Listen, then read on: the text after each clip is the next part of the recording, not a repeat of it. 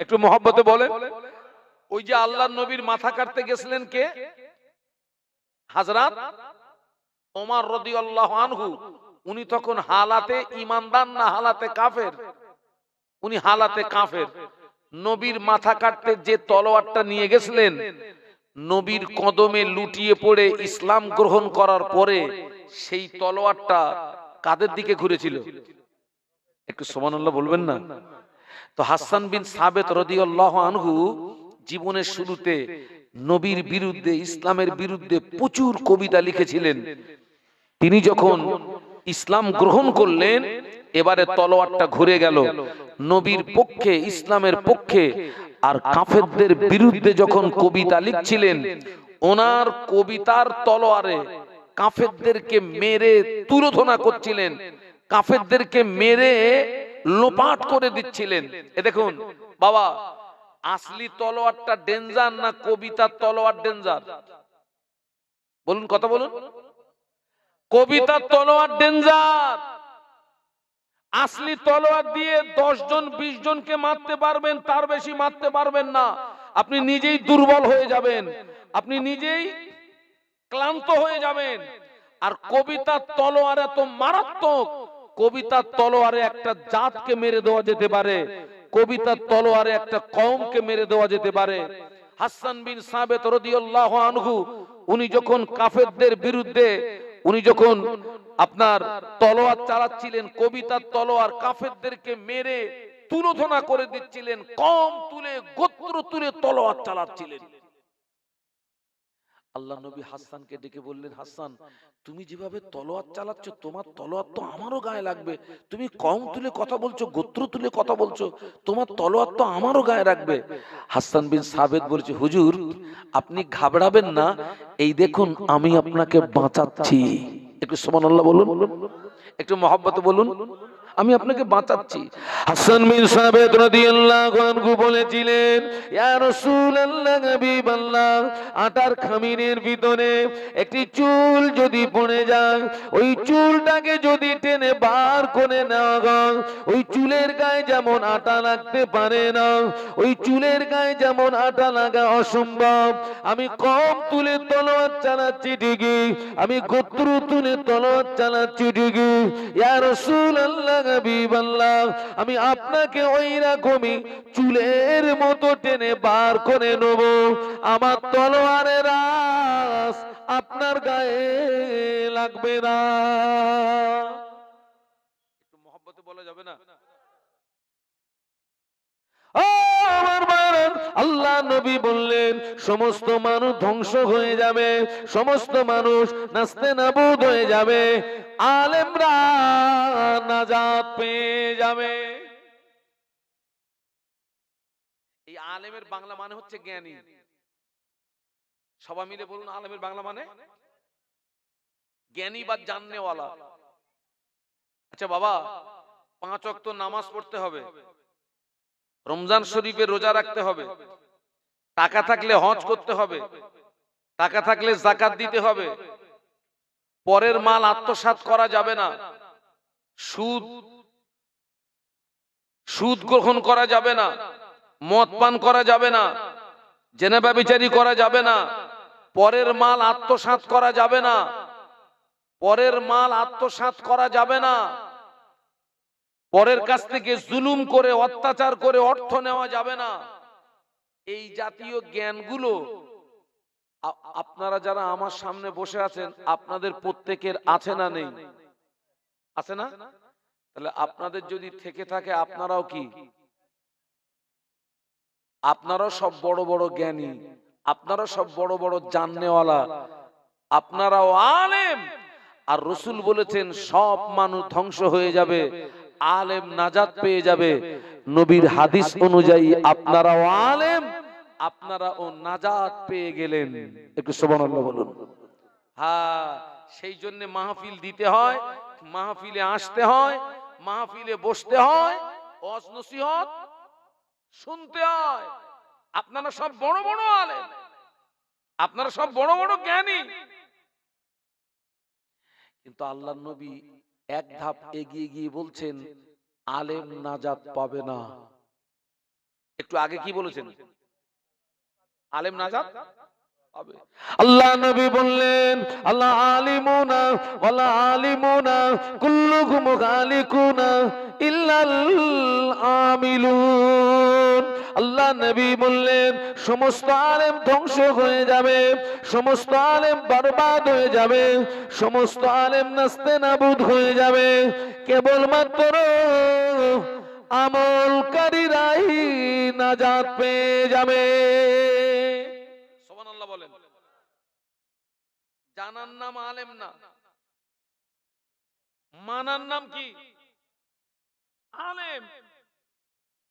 আমরা অধিকাংশ নারী পুরুষ জেনে ভূত, জ্ঞান আছে কিন্তু আমল নেই। জ্ঞান আছে কিন্তু কি নেই? আমল নেই।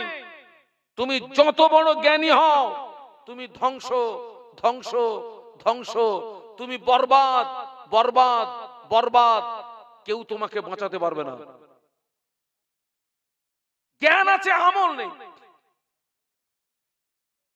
এত মাহফিল হচ্ছে, সবাই মিলে বলুন তো 5 ওয়াক্ত নামাজ কার হুকুম? আল্লাহর হুকুম।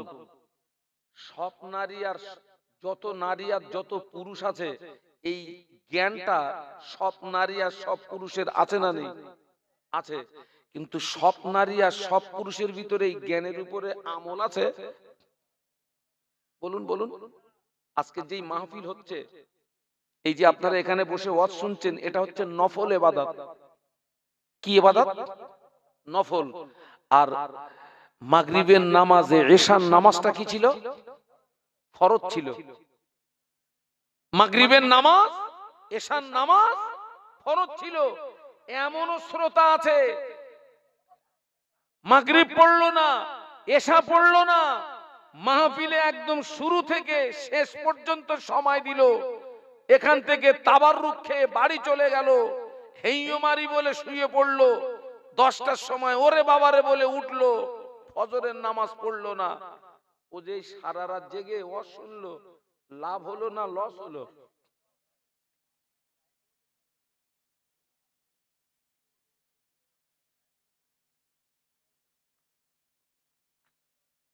এই জ্ঞানটা, এই বুদ্ধিটা, এই মন মানসিকতাটা কবে আসবে? এই যে মাহফিল হচ্ছে, এই আশেপাশে যত বাড়ি, আমার ধারণার কথা বলছি, আমি রাস্তার যা ছবি দেখেছি তাতে মনে হচ্ছে আশেপাশে সব বাড়ির 2-1 জন করে মেয়ে মানুষ নাকি এসছে, কুটুম টুটুম এসছে নাকি এসছে। আর স্বাভাবিকভাবে বাড়িতে কুটুম আসলে ওদের একটু মেহমানদারি করতে হবে তো বাবা। যদি ওদের মেহমানদারি না করেন, ও এখান থেকে বাড়ি গিয়ে বলে ওটা একটা মানুষের বাচ্চা, হ্যাঁ তোদের বাড়ি গেলাম তো একটু মেহমানদারি, কিচ্ছু একটু চাও দিলিনি, কিচ্ছু দিলিনি। এখন বাড়ি মেহমান আসলে মেহমানদারি করতে হবে। আমার অনেক মায়েরা সব রান্না বান্না করে সব আত্মীয় স্বজন সব খাওয়াচ্ছে, খাওয়াও, বাড়ি মেহমান আসলে মেহমানদারি করতে হবে। খবর নিয়ে দেখেন অধিকাংশ বাড়ির মেয়েরা এশার নামাজ পড়েনি, মাগরিবের নামাজ পড়েনি। মাগরিবের নামাজ না পড়ে, এশার নামাজ না পড়ে তুমি যে আত্মীয় স্বজনের মেহমানদারি করলে, ওদের যে আদর যত্ন করে গলা পর্যন্ত খাওয়ালে, কিয়ামতের ময়দানে তোমার যদি একটা নেকি শর্ট পড়ে, ওই আত্মীয় স্বজন একটা নেকি দেবে বলে মনে হয়? আমি একবারও বলবো না মেহমানদারি করবেন না, মেহমানদারি করুন, তবে আপনার আখিরাতটাকে নষ্ট করে নয়। ঠিক বলছি না ভুল বলছি? মেহমানদারি করুন, আত্মীয়তা করুন, কুটুম্বিতে করুন, আপনার আখিরাতটা নষ্ট করে নয়। খবর নিয়ে দেখেন অধিকাংশ বাড়ির মহিলারা নামাজ পড়েনি। কে তোমাকে বাঁচাবে? কোন হুজুর বাঁচাবে? আল্লাহ পাক হেদায়েত দেন, বলুন আমিন। জ্ঞান আছে কি নেই? আমল নেই, ধ্বংস ধ্বংস বরবাদ, কেউ বাঁচাতে পারবে না। মদিনার মসজিদে নববী শরীফে আযান হয়ে গেল। মদিনার মসজিদে নববী শরীফে মুয়াজ্জিন হাফসি বেলাল, মদিনার মসজিদে নববী শরীফে হাফসি বেলাল যখন আযান দিতেন, হাফসি বেলালের আযানের আওয়াজ আল্লাহ পাকের আরশ মুআল্লাতে পৌঁছে যেত। একটু সুবহানাল্লাহ বলবেন। মদিনার মসজিদে নববী শরীফে আযান হয়ে গেছে, সাহাবীরা সব মসজিদে চলে এসেছেন। একজন ব্যক্তি আসেননি, তিনি হচ্ছেন মুহাম্মাদুর কি মুহাম্মাদুর রাসূলুল্লাহ সাল্লাল্লাহু আলাইহি ওয়াসাল্লাম। তিনি মসজিদে আসেননি। কেন আসেননি? তিনি প্রচন্ড অসুস্থ, উঠে দাঁড়ানোর মতো ক্ষমতা নেই। সাহাবীরা মসজিদে এসেছেন কিন্তু নামাজ শুরু করতে পারছেন না, কারণ নবীর অবর্তমানে ওই ইমামতির জায়গায় দাঁড়াবে কে? নবীর অনুমতি ছাড়া কোন সাহাবী ইমামতির জায়গায় দাঁড়াতে পারবে বাবা? কার ক্ষমতা আছে? কার সাহস আছে? এ কি আমরা যে মাহফিলে মাগরিবের নামাজ হবে, বড় একটা আলেমকে বলা হচ্ছে হুজুর আপনি একটু নামাজটা পড়িয়ে দেন, ইমামতি করে দেন। বড় আলেমরা ইমামতির জায়গায় যেতে চায় না ভয়ে। আমার নামাজ ঠিক হচ্ছে কি না হচ্ছে, আমার পিছনে যারা দাঁড়াবে ওদের দায়িত্ব কার? একটু কথা বলেন না মুরব্বীরা। বাবা ইমামের তো, ওই জন্য বড় আলেমরা যেতে চায় না, কিন্তু বড় আলেম যেতে যাচ্ছে না আর ছোট হুজুর পিছনে লাপাচ্ছে ইমামতি করবে। তাই আগে লাপাচ্ছে কোনটা? ছোট হুজুর লাপাচ্ছে ইমামতি করবে। সাহাবীরা 10 মিনিট 20 মিনিট আধ ঘন্টা ইন্তেজার করলেন রাসূলুল্লাহর জন্য। আল্লাহর নবী আসলেন না, আর সাহাবীরা এসেছেন কিন্তু নামাজ শুরু করতে পারলেন না। হাফসি বেলাল রাদিয়াল্লাহু আনহু আল্লাহ নবীর হুজরা শরীফের ভিতরে চলে গেলেন। আল্লাহ নবীর হুজরা শরীফের ভিতরে চলে গিয়ে আল্লাহ নবীকে সালাম দিয়ে বলেছিলেন, ইয়া রাসূলুল্লাহ হাবিবাল্লাহ, মানুষেরা নামাজের জন্য ইন্তজার করছে, মানুষেরা নামাজের জন্য অপেক্ষা করছে। আল্লাহ নবী জবাব দিয়েছিলেন, ও বাবা বেলাল চলে যাও, মুর আবা বকরিন ফালিয়ুসাল্লি বিন নাস, আমার আবু বকরকে গিয়ে বলো, আমার আবু বকর যেন মানুষের নামাজটাকে পড়িয়ে দেয়। বাবা আমি যেতে পারবো না, বাবা আমি খুব অসুস্থ, বাবা বেলাল আমি যেতে পারবো না। কাকে গিয়ে বলো? সবাই মিলে বলুন, আবু বকর সিদ্দিক রাদিয়াল্লাহু আনহুকে গিয়ে বলো না, নামাজটা পড়িয়ে দিতে বলো না। আল্লাহ রাসূল যেই কথাটা বললেন, কথাটা শুনতে পেয়েছেন আম্মা আয়েশা সিদ্দিকা রাদিয়াল্লাহু আনহা, যিনি রাসূলুল্লাহর ছোট স্ত্রী, আমাদের ছোট আম্মা, আর আবু বকর সিদ্দিক রাদিয়াল্লাহু আনহুর মেয়ে। আমাদের আম্মা জান আয়েশা সিদ্দিকা রাদিয়াল্লাহু তাআলা আনহা আল্লাহ নবীর নূরের বদনের দিকে চেয়ে বলেছিলেন, ইয়া রাসূলুল্লাহ হাবিবাল্লাহ, হুজুর আমার আব্বা জানকে ইমামতির জায়গায় দাঁড় করাবেন না। আমার আব্বা জানের মনটা বড় নরম, আমার আব্বা জানের অন্তরটা বড় নরম। আমার আব্বাকে ইমামতির জায়গায় দাঁড় করিয়ে দিলে আমার আব্বা জান আপনাকে না পেয়ে কেঁদে ফেলবে, আমার আব্বা জান আপনাকে না পেয়ে রোনাজারি করবে। হুজুর এই দায়িত্বটা আপনার অন্য কোন সাহসী সাহাবীকে বলুন। আল্লাহ নবী আবার বললেন, ও বাবা বেলাল চলে যাও, আমার আবু বকরকে গিয়ে বলো, আমার আবু বকর যেন মানুষের নামাজটাকে পড়িয়ে দেয়। আল্লাহ নবীর অনুমতিতে আবু বকর সিদ্দিক রাদিয়াল্লাহু আনহুর ইমামতিতে মদিনার মসজিদে নববী শরীফে নামাজ শুরু হয়ে গেল। মদিনার মসজিদে নববী শরীফে আবু বকর সিদ্দিক রাদিয়াল্লাহু আনহুর ইমামতিতে যখন নামাজ শুরু হয়ে গেল, আল্লাহ নবী ঘরের ভিতরে থাকতে পারেন না।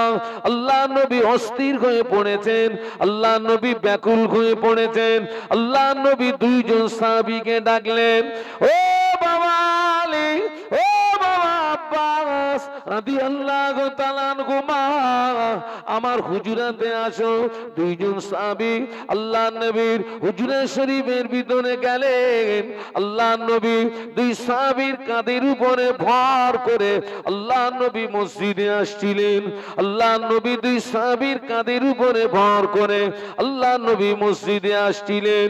আল্লাহর নবী এত দুর্বল, সাহাবীদের কাঁধের উপরে ভর করার পরেও আল্লাহর নবীর কাদাম মোবারক দুটি জমিনে ঘেঁষড়িয়ে যাচ্ছিল। আল্লাহর নবীর কাদাম মোবারক দুটি জমিনে নিগড়িয়ে যাচ্ছিল। ওই অবস্থায় রাসূলুল্লাহ মসজিদে আসলেন। ও আমার ভাইরা, সাহাবীরা নামাজের ভিতর থেকে আল্লাহর নবীকে দেখতে পেয়ে কোন সাহাবী সুবহানাল্লাহ পড়লেন, কোন সাহাবী আলহামদুলিল্লাহ পড়লেন, কোন সাহাবী আল্লাহু আকবার পড়লেন। বাবাজি আবু বকর সিদ্দিক রাদিয়াল্লাহু আনহু ইমামতির জায়গা থেকে বুঝতে পেরেছেন আল্লাহর নবী মসজিদে চলে এসেছেন। ও আমার ভাইরা, সাহাবীরা নবীকে আগিয়ে দিলেন। আবু বকর সিদ্দিক রাদিয়াল্লাহু আনহু ইমামতির জায়গা থেকে পিছিয়ে আসলেন। ও আমার ভাইরা, আল্লাহর নবী অসুস্থ শরীরে শুধু নামাজ পড়েন না, আল্লাহর নবী মদিনার মসজিদে নববী শরীফে সাহাবীদেরকে নিয়ে বসে বসে বসে বসে নামাজের ইমামতি করেছিলেন। একটু জোরে বলা যাবে? আর একটু আওয়াজ দিয়ে বলা যাবে? আজকে আমরা কি করছি বলুন তো? আমরা কি করছি? আমাকে যেন ভুল বুঝবেন না। আমি আপনাদের দুশমন না, বরং আমি আপনাদের বন্ধু। আমরা কি করছি? 10 বছর শুনেছে, 15 বছর শুনেছে, 10 বছর শোনার পরে 15 বছর শোনার পরেও সারা বছরে দুদিনের বেশি নামাজ পড়ে না। আছে না নেই? অনেক মহিলারা আছে বাবা, জওয়ান যুবক পুরুষদের ভিতরে 10 বছর শুনেছে, 15 বছর শুনেছে, সারা বছরে দুদিনের বেশি নামাজ পড়ে না, শুধু দুটো ঈদের নামাজ পড়ে, বাকি নামাজ পড়ে না। মেয়েদের ঈদের নামাজ নাই, মেয়েদের জুমার নামাজ নাই। সমাজে অনেক মহিলা আছে সারা বছরের ভিতরে আল্লাহর জমিনে একটা সেজদা দেয় না। আছে না নেই? ভুরি ভুরি ভুরি ভুরি ভুরি ভুরি। কে তোমাকে বাঁচাবে বলো তো? কে তোমাকে বাঁচাবে? জ্ঞান আছে, আমল নেই। জ্ঞান আছে, আমল নেই। মাহফিল হচ্ছে, মাহফিল হচ্ছে, মাহফিল হচ্ছে। এখনো তো 26 সাল পড়িনি রে বাবা, আমি তো ছোট হুজুর। এখন থেকে 28 সালের লাইন দিচ্ছে আমাদের। 28 সাল হুজুর, 28 সালে এই যে একটা ফাঁকা আছে হুজুর।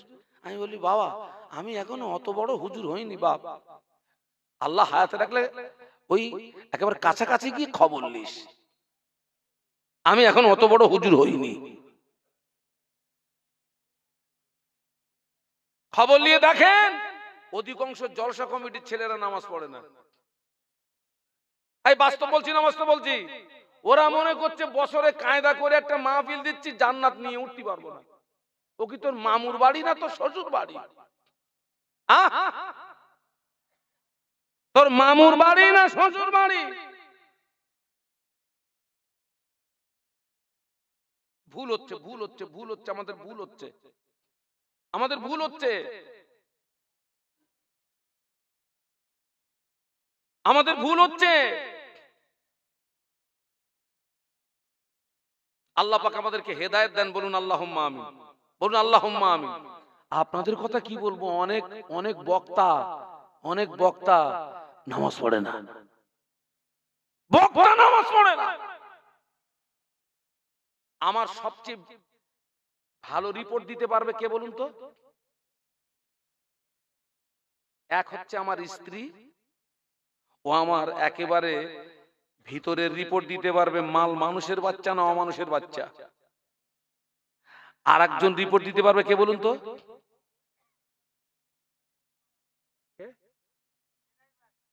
হ্যাঁ, ঠিক বলেছে, ড্রাইভার। আমাদের, আমি আমার কথা বলি, আমার স্ত্রীর সঙ্গে যতটা টাইম পাস না হয় তার 3 গুণ বেশি টাইম পাস হয় আমার ড্রাইভারের সঙ্গে। ও কিন্তু আমার চেনে, বলো মাল কি আছে। ড্রাইভার বলছে হুজুর, আমাদের হুজুর মাগরিব পড়িনি, এশা পড়িনি, ওয়াজ করতেছে। আমি বলতেছি তুই একটা কাজ করতে পারিস, হুজুর যখন ওয়াজ করে এক জলসা থেকে আরেক জলসা যাবে, ওই গাড়ি নিয়ে পুরো গাছের গায়ে মেরে দিবি। মেরি ভালো রে, ওরে মেরি মাল,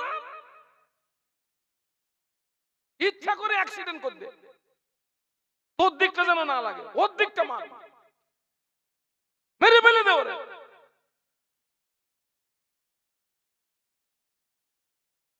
লজ্জা লজ্জা লজ্জা লজ্জা লজ্জা লজ্জা।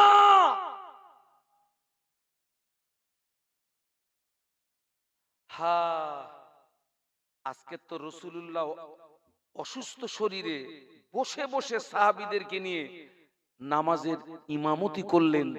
ওই অসুস্থতার পিরিয়ডে এমনও দিন চলে গেছে টোটালে রাসূলুল্লাহ আসেননি। আবু বকর সিদ্দিক রাদিয়াল্লাহু আনহুর ইমামতিতে নামাজ হচ্ছে। মদিনার মসজিদ আর বিশ্বনবীর হুজরা শরীফ তথা ঘর একেবারে তো পাশাপাশি।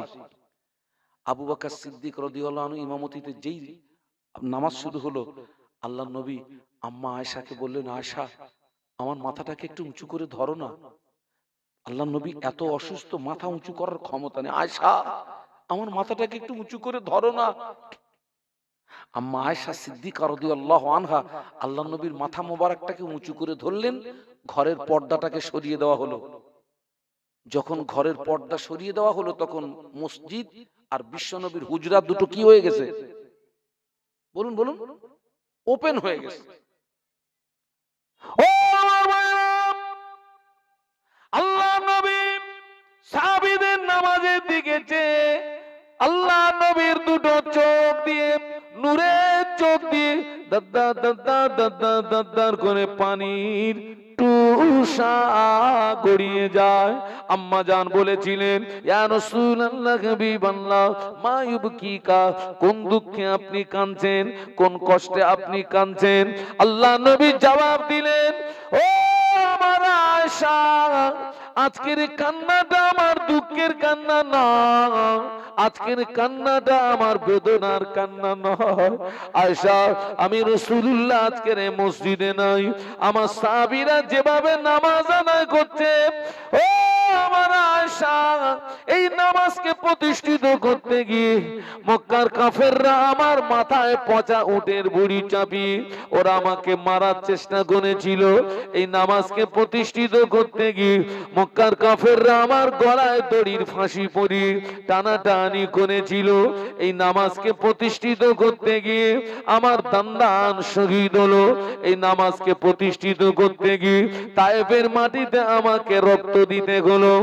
ও আমার আয়েশা, আমি রাসূলুল্লাহ আজকের মসজিদে নাই, আমার সাহাবীরা যেভাবে নামাজ আদায় করছে, ভবিষ্যতের একটা ছবি আমার সামনে ফুটে উঠলো, ভবিষ্যতের একটা চিত্র আমার সামনে ফুটে উঠলো। আমি রাসূলুল্লাহ একদিন পৃথিবীর জমিনে থাকবো না, আমার উম্মতেরা এইভাবে নামাজ আদায় করবে, ওই আনন্দে আমার চোখের পানি গড়িয়ে যায়। ও আমার আয়েশা, আজকের কান্নাটা আমার দুঃখের কান্না নয়, আজকের কান্নাটা আমার বেদনার কান্না নয়, আজকের কান্নাটা হলো আমার আনন্দেরই কান্না। একটু মহব্বতে বলুন না, আজকে কান্নাটা আমার আনন্দের কান্না, এটা কোনো কষ্টের কান্না না। অনেক সময় দেখবেন ছেলেটা হারিয়ে গেছে 5 বছর, ওই হারানো ছেলে যখন বাড়ি আসে বাপ মা কি করে, বলুন বলুন, ওই ছেলেকে দেখলে বাপ মার চোখ দিয়ে কি আসে? এই পানিটা কিসের পানি? আনন্দের পানি। আমার নবীর ওই দিনের চোখের পানিটা ছিল আনন্দের পানি, খুশির পানি। একটু ভাবুন, একটু ভাবুন, একটু ভাবুন। আজকে দেখুন না, আজকে সারা পৃথিবী দেখুন মুসলমানদের কি অবস্থা বলুন তো ভাই। এই আপনারা সবাই মিলে বলুন তো, আমাদেরকে বাঁচাতে পারে কে? বলুন বলুন, মারতে পারে কে? আমার বাঁচানোর মালিক আমার আল্লাহ, আমাকে মেরে দেওয়ার মালিক। আজকে তাম পৃথিবী দেখেন না মুসলমানদের কি অবস্থা। পশ্চিম বাংলার মুসলমান আমরা, যার উপরে ভরসা করে, যাকে ভোট দিয়ে একটা জায়গাতে একটা গদিতে বসিয়ে দিলাম, আজকের সেও বাংলার মুসলমানদের কি হয়ে গেল বলুন, কথা বলুন, চরম দুশ্মন হয়ে গেল। একটু ভাববেন, একটু ভাববেন। আমি এখানে পার্টি করতে আসিনি, আমি ব্যক্তিগত রাজনীতিকে ঘৃণা করি, বাস্তব কথাটা বলছি। বাড়িতে গিয়ে বালিশে মাথা দিয়ে একটু ভাববেন, আমাদের পায়ের নিচে মাটি নাই। আগামী দিনগুলো মুসলমানদের জন্য অত্যন্ত ভয়াবহ দিন আসছে, কঠিন দিন আসছে। মানুষ আপনার থেকে দূরে সরে গেল, যায় যাকগে যা।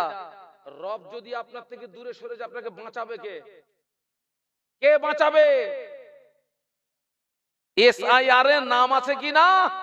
24 ঘন্টা ছুটলি জাহান্নাম থেকে বাঁচবি কি করে? ওই কাগজ ঠিক করেছিস? কিসের থেকে? কিসের থেকে? জাহান্নাম থেকে বাঁচবি কি করে? ওই কাগজটা ঠিক কর। জান্নাতে যাবে কি করে? ওই কাগজটা ঠিক কর। দুনিয়া হচ্ছে ক্ষণস্থায়ী, আখেরাত কি? কথা বলেন না কেন আপনারা? কিছুক্ষণের জন্য আমি ধরে নিলাম, ওতে নাম হলো না, নাম উঠলো না, আমি এই দেশের নাগরিক না। আমার জায়গা হবে কোথায়? ডিটেনশন ক্যাম্পে। শেষ বেশ ওখানে আমার কি হবে? মরণ হবে। গড়পড়তায় মানুষ হায়াত পাচ্ছে কত? ঠিক আছে ধরেন 60, তো 60 বছরের জীবন নাই আমার ওই ডিটেনশন ক্যাম্পে, শেষ হয়ে গেল। কিন্তু ন্যায়ের উপরে, সত্যের উপরে যদি থেকে আমি ওই ডিটেনশন ক্যাম্প পর্যন্ত গিয়ে ওখানে যদি আমার মৌত হয়, জি, আখেরাতটা কি 60 বছরের? বাবা আখেরাত কি 60 বছরের না 70 বছরের চাচা? ও ছেলেরা, তুই আখেরাতের কাগজটা ঠিক করেছিস তো? আখেরাতের কাগজ ঠিক করেছিস?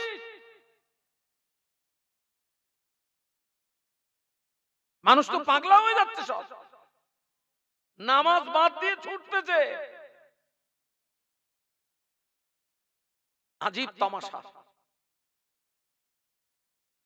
আল্লাহ পাক আমাদেরকে হেদায়েত দেন, বলুন আল্লাহুম্মা আমিন, বলুন আল্লাহুম্মা আমিন। আহারে, প্রত্যেকটা নবীকে দ্বীন ইসলামকে প্রতিষ্ঠিত করতে গিয়ে যুদ্ধের ময়দান পর্যন্ত যেতে হয়েছে না হয়নি? একটু কথা বলুন। সব নবীকে কাফেরদের মোকাবেলা করতে হয়েছে। ওই যুদ্ধের ময়দানেও কি নবীরা নামাজ বাদ দিয়েছেন? ওই যুদ্ধের ময়দানে কি সাহাবীরা নামাজ বাদ দিয়েছেন? যুদ্ধের ময়দানেও আল্লাহর নবী সাহাবীদেরকে নিয়ে বা জামাত নামাজ পড়েছেন এবং যুদ্ধ চালিয়ে গিয়েছেন।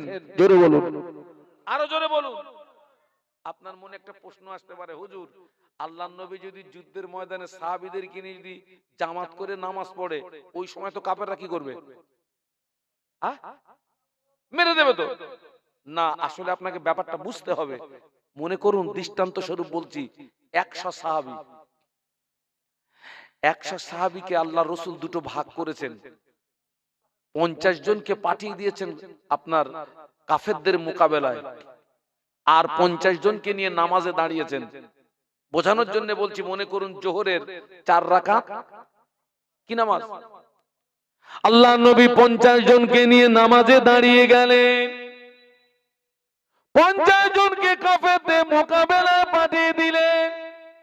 এই 50 জন সাহাবী 2 রাকাত নামাজ, জোহরের 4 রাকাত নামাজের ভিতরে 2 রাকাত নামাজ, এই সাহাবীরা নবীর পিছনে পড়েছেন। 2 রাকাত নামাজ পড়ে এই সাহাবীরা ময়দানে চলে গিয়েছেন। ভাইদের কাছ থেকে তলোয়ারটা নিয়েছেন। ওনারা ময়দানে দাঁড়িয়ে গেলেন। যারা ময়দানে ছিলেন ওনারা নবীর পিছনে এসে নামাজে দাঁড়িয়ে গিয়েছেন। আবার এনারা 2 রাকাত নামাজ পড়ে ময়দানে চলে গিয়েছেন, তলোয়ারটা নিয়েছেন, ওনারা ফিরে এসেছেন, আবার নবীর পিছনে নামাজে দাঁড়িয়ে গিয়েছেন। একদল সাহাবী 2 রাকাত নামাজ 4 রাকাত নামাজ পেয়েছেন জামাতে, আর একদল সাহাবী 2 রাকাত নামাজ পেয়েছেন জামাতে, পরে 2 রাকাত নামাজ একা একা আদায় করেছেন। যুদ্ধ চালিয়ে গিয়েছেন, নামাজও কায়েম করেছে। একটু জোরে বলা যাবে, আরো জোরে বলা যাবে? আমরা কি যুদ্ধের ময়দানে নাকি? আমরা কি যুদ্ধের ময়দানে?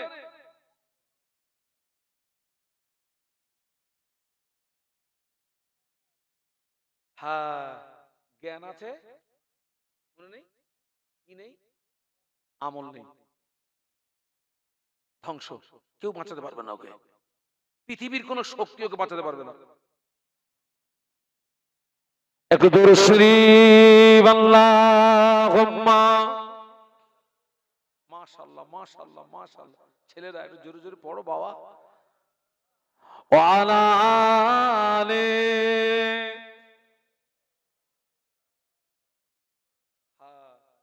हुब्बे अहमद अजल की सीने में गए,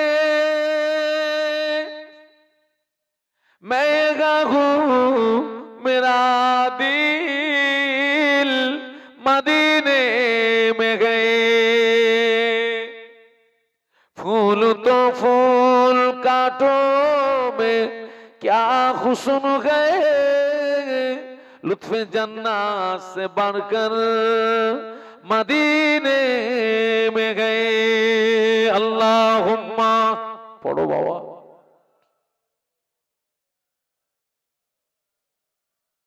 वाला आले माशाल्लाह। একটু কলেমার জিকির, লা ইলাহা ইল্লাল্লাহ। জবান খুলে, জবান খুলে, লা ইলাহা ইল্লাল্লাহ, লা ইলাহা ইল্লাল্লাহ, মুহাম্মাদুর রাসূলুল্লাহ। আল্লাহুম্মা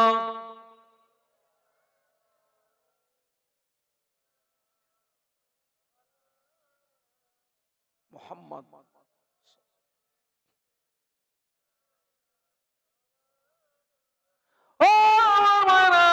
যুদ্ধের ময়দানে নবী বড় দুর্বল, আল্লাহর নবী বড় দুর্বল, আল্লাহর নবী বড় যায়েব, আল্লাহর নবী বড় কমজোর।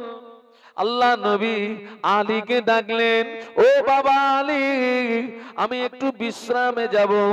আলী কাররামাল্লাহ ওয়াজহাহু বললেন, ইয়া রাসূলুল্লাহ, হুজুর আপনি আমার কোলে মাথা দিয়ে একটু বিশ্রাম করুন। সুবহানাল্লাহ বলেন। আমার কোলে কোলে। সময়টা ছিল আসরের সময়। কোন সময়? আল্লাহ রাসূল সাল্লাল্লাহু আলাইহি ওয়াসাল্লাম আসরের নামাজ আদায় করে নিয়েছেন, কোন কারণবশত আলী কাররামাল্লাহু ওয়াজহাহু আসরের নামাজ পড়া হয়নি। মুসাফির হালাতে আপনার সুবিধা অসুবিধার ব্যাপার থাকে। আল্লাহ নবী আলী কাররামাল্লাহু ওয়াজহাহু কোলে মাথা দিয়ে শুয়ে পড়েছেন। সূর্যটা আস্তে আস্তে পশ্চিম দিকে তথা মাগরিবের উত্তর দিকে ঢলে যাচ্ছে। হঠাৎ হুজুরের মনে পড়ে গেল, আল্লাহ পাক, আমার তো আসরের নামাজটা পড়া হয় নাই। কার? আল্লাহ, আমার যে নামাজ পড়া হয়নি। এখন হুজুরকে নামাজ পড়তে গেলে নবীকে কি করতে হবে? ডাকতে হবে। আচ্ছা, ঘুমান্ত নবীকে ডাকা যাবে? না, অধিকার নাই আপনার। আল্লাহ রাসূল এখন ঘুমিয়ে গেছেন, ঘুমন্ত নবীকে ডাকা। আলী কাররামাল্লাহু ওয়াজহাহু চিন্তা করলেন, আল্লাহ পাক, বিশ্ব নবীকে যদি না ডাকি আমার আসরের নামাজটা কাজা হয়ে যাবে। আগে নবীকে না ডাকলে কি হবে? এক ওয়াক্ত নামাজ যদি কেউ ইচ্ছাকৃত ছেড়ে দেয়, সবাই মিলে কথা বলুন, ক ওয়াক্ত? আরো জোরে বলুন। এক ওয়াক্ত নামাজ যদি কেউ ইচ্ছাকৃত ছেড়ে দেয়, ওই লোকটা যদি বিনা তওবায় মারা যায়, আল্লাহ পাক ওই ব্যক্তিকে 2,88,00,000 বছর জাহান্নামের আগুনে ফেলে পোড়াবে। কতদিন? 2 কোটি। খোকা, এক ওয়াক্তের ঠেলায় যদি এই হয়, একজনের 30 বছর কাজা। খোকা, কত কাজা? মামুর বাড়ি কতদিন থাকতে হবে কিছু বলা যাবে?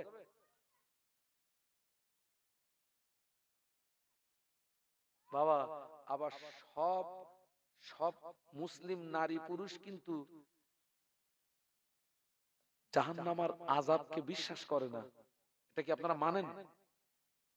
হ্যাঁ, নামাজ ইবাদত আমলের কথা বললে বলে, ও সব যদি জান্নাতে যায় তো জাহান্নামে যাবে কে? কি গো, এরকম একটা বার্তা আসে না, আসে না? আল্লাহ ওদেরকে হেদায়েত দিক, বলুন আমিন, বলুন আমিন। আমরা তো বাবা বক্তা মানুষ, কথায় কথা বেড়ে যায়। আল্লাহ রাসূল মদিনার মসজিদে জোহরের নামাজ পড়ে আম্মা আয়েশার হুজরাতে এসেছেন। এসে দেখেন তো ঘরের দরজা বন্ধ। আপনি বাইরে থেকে ঘরে এসেছেন, আমাদের 1 নাম্বার করণীয় কি? আমরা দেই, এই দরজা খোল। এটা হচ্ছে আমাদের চরিত্র। আল্লাহ নবী ঘরের দরজায় দাঁড়িয়ে একবার সালাম দিলেন, ভিতর থেকে সালামের জবাব আসে না। আল্লাহ নবী দ্বিতীয়বার সালাম দিলেন, ভিতর থেকে সালামের জবাব আসে না। আল্লাহ নবী তৃতীয়বার সালাম দিলেন, ভিতর থেকে সালামের জবাব আসে না। আল্লাহ নবী মনে করলেন এটা বিপদের আশঙ্কা, কেন আয়েশা আমার সালামের জবাব দিল না। আল্লাহ নবী এবারে ঘরে প্রবেশ করলেন। নবী আমার ঘরের ভিতরে গিয়ে দেখেন আম্মা জান আয়েশা সিদ্দিকা রাদিয়াল্লাহু তাআলা আনহা ঘরের একটা কোণে নামাজের পাটিতে সিজদায় পড়ে কচি বাচ্চার মতো রোনাজারি করে। আল্লাহ নবী চুপটি মেরে দাঁড়িয়ে রইলেন। আল্লাহ নবী কোনো আওয়াজ দেন না, আল্লাহ নবী কোনো কথা বলেন না। কিছু সময় পরে আম্মা জান সিজদা থেকে মাথা তুললেন। আল্লাহ নবী বললেন, ও আমার আয়েশা, তুমি কেন ঘরের দরজা বন্ধ করে নামাজের পাটিতে সিজদায় পড়ে কাঁদছো? কি হয়েছে তোমার? কিসের জন্য তুমি কাঁদো? আম্মা জান আল্লাহর নবীর নূরের বদনের দিকে চেয়ে কেঁদে উঠে বলেছিলেন, আমি আয়েশা, আমি রান্না করছিলাম, আমি আয়েশা আমি রান্না করছিলাম, হঠাৎ রান্না করতে করতে উনানের ভিতর থেকে এক টুকরা আগুন আমি আয়েশার হাতের উপরে পড়ে গেল। এক টুকরা আগুন আমি আয়েশার হাতের উপরে পড়ে গেল। জ্বালা যন্ত্রণা সহ্য করতে পারি না। ওই সময় জাহান্নামের কথা মনে পড়ে গেল। পৃথিবীর আগুনের চেয়ে জাহান্নামের আগুনের তাপ আরো 70 গুণে বেশি হবে। পৃথিবীর আগুনের চেয়ে জাহান্নামের আগুনের ক্ষমতা আরো 70 গুণে বেশি হবে। আমি আয়েশা চিন্তায় পড়ে গেলাম, আল্লাহ কোন কারণবশত আমি আয়েশাকে যদি জাহান্নামী বানিয়ে দেয়, আমি আয়েশা জাহান্নামের আগুন সহ্য করতে পারবো না। এই কথা মনে করে আমি আয়েশা রান্না বান্না বন্ধ করে, ঘরের দরজা বন্ধ করে, নামাজের পাটিতে সিজদায় পড়ে আল্লাহ পাকের জাহান্নামের ভয়ে কাঁদছি। একটু জোরে বলেন না। যে আম্মা আয়েশা ছিলেন হাজার হাজার সাহাবীদের ওস্তাদ। কাদের ওস্তাদ? সাহাবীদের ওস্তাদ। হাজার হাজার সাহাবীর ওস্তাদ।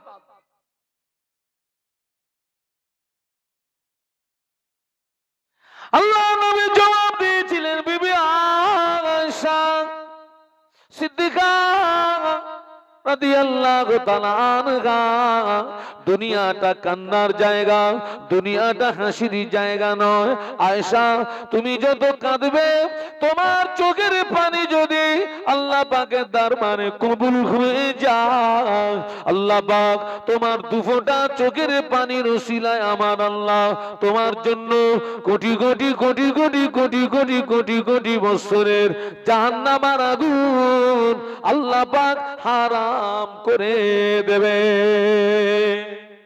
একটু মহব্বতে বলুন। আলী কাররামাল্লাহ চিন্তা পড়ে গেছে, আল্লাহ নবীকে তো দেখা যাচ্ছে না, যদি নামাজ কাজা হয়ে যায়, ওই জাহান্নামের কথা মনে পড়ে গেছে, কিন্তু নবীকে ডাকা যাচ্ছে না। এই তনমন করতে করতে সূর্য একেবারে একেবারে মাগরিবের রক্তে চলে গেছে, ডুবে গেছে। হুজুর কাঁদছিলেন, দুফোঁটা চোখের গরম পানি আল্লাহ নবীর নূরের বদনে পড়ে গেল। রাসূলুল্লাহর ঘুম ভেঙে গেল। এ আলী, আরে তুমি কাঁদছো কেন? কি হয়েছে তোমার? ইয়া রাসূলুল্লাহ গে,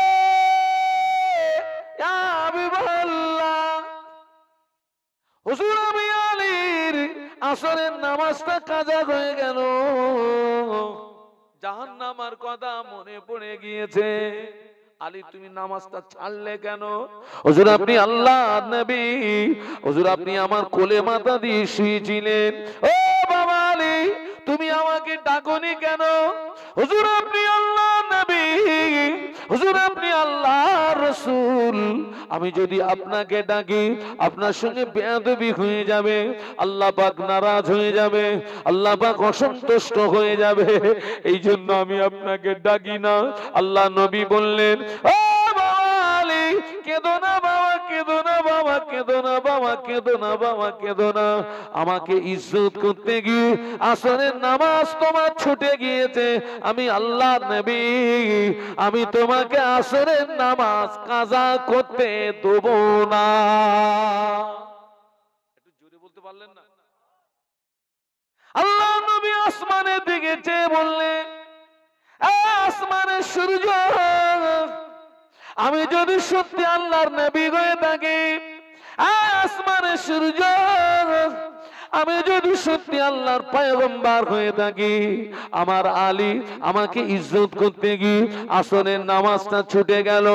আসমানের সূর্য তুই আল্লাহর হুকুমে মাগরিবের রক্ত থেকে আসরের রক্তে চলে আয়, মাগরিবের রক্ত থেকে আসরের রক্তে চলে আয়। হুজুরের জবানের কথা শেষ না হতে হতে আসমানের সূর্য মাগরিবের রক্ত থেকে উঠে আসনে রক্তে চলে এসেছে।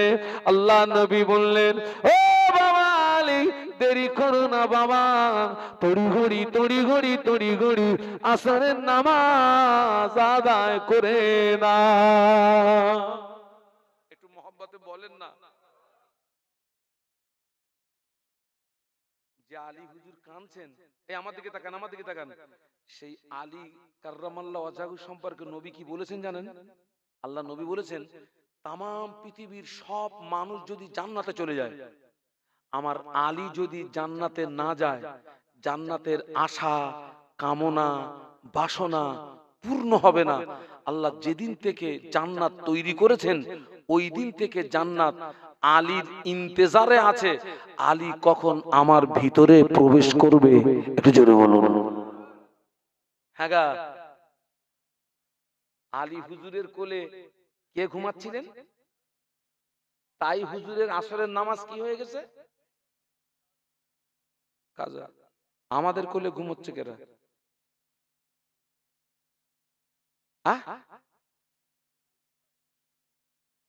খোকা মোবাইল তো ঘুমোয় না, কে ঘুমোচ্ছে আমাদের আমাদের কোলে? কে ঘুমোচ্ছে?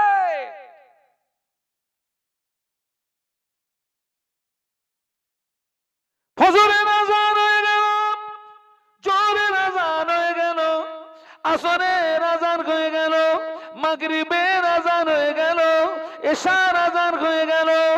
যে বাড়িতে বাপ নামাজে দাঁড়িয়ে যায়, মা নামাজে দাঁড়িয়ে যায়, ছেলে নামাজে দাঁড়িয়ে যায়, মেয়ে নামাজে দাঁড়িয়ে যায়, ওই বাড়িটায় আল্লাহর আসমান থেকে রহমত বরকত নাজিল হয়। একটু মহব্বতে বলেন না, একটু আওয়াজ দিয়ে বলেন না। এখন আমাদের অধিকাংশ ঘর থেকে কিন্তু বরকত উঠে গেছে বাবা, মানেন না মানেন না? এত আয় করতেছি, মালে বরকত নেই, শুধু নেই নেই নেই, পুরো বরকত উঠে গেছে। বাস্তব কথা বলছি, একদম বরকত উঠে গেছে।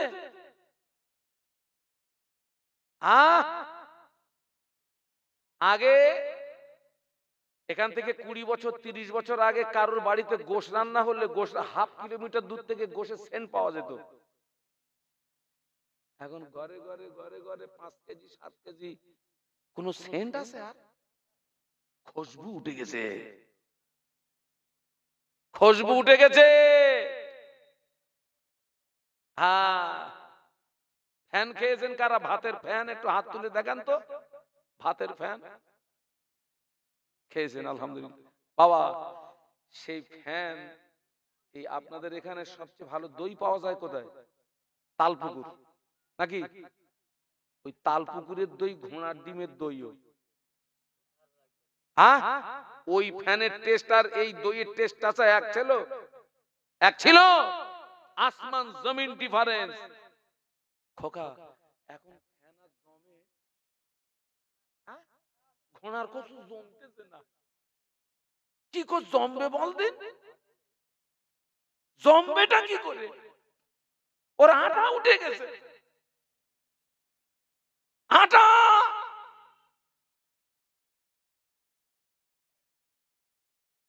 আল্লাহ হেদায়েত দিন, বলুন আমিন, বলুন আমিন। আমাকে যেন ভুল বুঝবেন না, বাস্তব কথাগুলো বলছি। আমি কম বেশি 27 বছর ওয়াজ করছি। আমি যখন এই বক্তৃতা জগতে প্রথম প্রথম এসেছি, সবচেয়ে বেশি ওয়াজ নসিহত হতো আপনাদের এই সমস্ত এলাকায়, খিদিরপুর, দুর্গাপুর, কঠুর, আর সব কি আছে না। আমি তো এদিকে জনমের আশা আসতাম, জনমের আশা আসতাম এদিকে। এখন সব ওয়াজ নসিহত হয়ে গেছে, সব দূরে দূরে, সব দূরে দূরে বাবা। শরীর হয়ে গেছে দুর্বল। হাওড়া জেলা, হুগলি জেলা, পূর্ব মেদিনীপুর, পশ্চিম মেদিনীপুর, বাঁকুড়া, হ্যাঁ, মালদা, মুর্শিদাবাদ, ওদিকে নামখানা, কাকদ্বীপ, ডায়মন্ড হারবার, পাগলের মতন ছুটতে হয় আমাকে। আল্লাহ তো 27 বছর তো আল্লাহ আমাকে ঘুরাচ্ছে, তো চামড়ার চোখে অনেক কিছু দেখেছি। আল্লাহ অনেক কিছু দেখিয়েছেন, আল্লাহ অনেক কিছু দেখিয়েছেন। দুঃখ আফসোস, আমার সমাজ এখনো পরিবর্তন হলো না। এটাই দুঃখ, এটাই আফসোস। সমাজ পরিবর্তন হলো না। ভাববেন, একটু বাড়ি গিয়ে একটু ভাববেন, বালিশে মাথা দিয়ে, এই ছেলেরা আমার দিকে তাকাও, তিনটে বিষয় একটু ভাববে তো। আপনি কোথায় ছিলেন, আপনি কোথায় এসেছেন, আপনি কোথায় যাবেন। হ্যাঁ গা, তিনটে জায়গায় এক। কোথায় ছিলেন গো, আপনি কোথায় এসেছেন, আপনি কোথায় যাবেন, ভাববেন।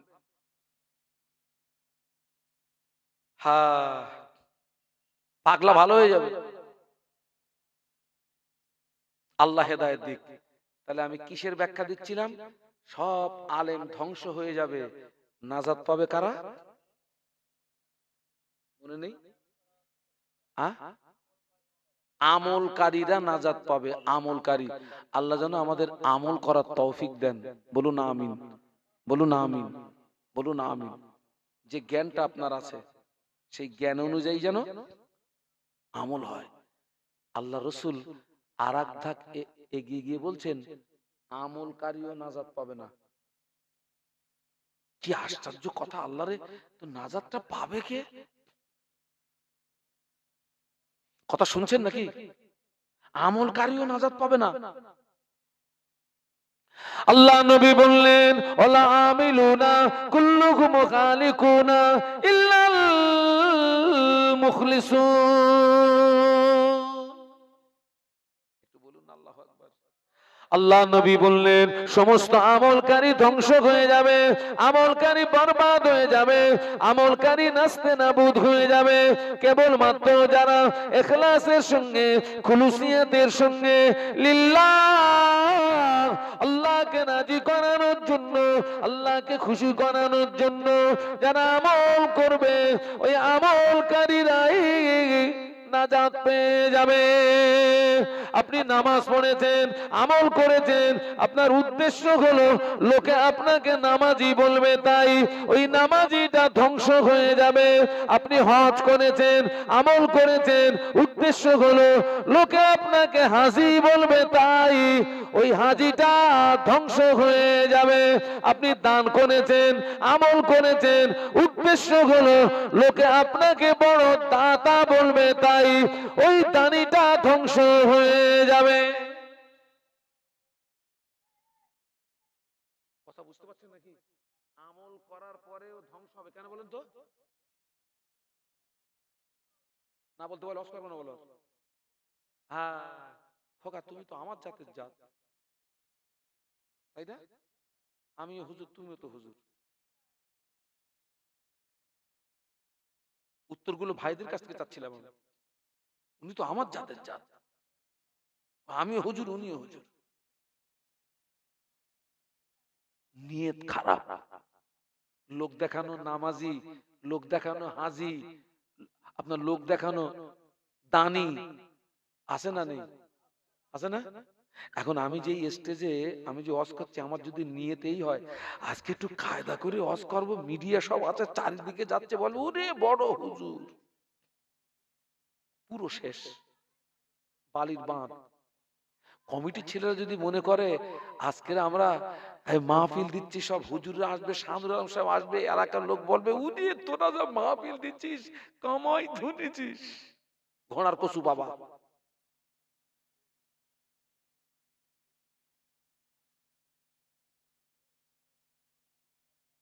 উদ্দেশ্য হবে আল্লাহর সন্তুষ্টির উদ্দেশ্যে মাহফিল দেব। আমার উদ্দেশ্য হবে আল্লাহর সন্তুষ্টির উদ্দেশ্যে দুটো কথা বলবো। অনেক কিছু পাওয়া যাবে, অনেক কিছু পাওয়া যাবে, অনেক কিছু পাওয়া যাবে, অনেক কিছু পাওয়া যাবে। সুবহানাল্লাহ বলুন, আরো জোরে বলুন। খোকা, আমার একটু চা খাওয়া দিন খোকা, আমার এই সুগারটা ফল্ট করছে। হ্যাঁ, লিকাচ্ছা লিকাচ্ছা। না না না, সুগার ফল্ট করছে মানে এখন আমাকে বেশি করে মিষ্টি দিতে হবে, তাড়াতাড়ি একটু আনো। আর একটু দরুদ শরীফ, আল্লাহুম্মা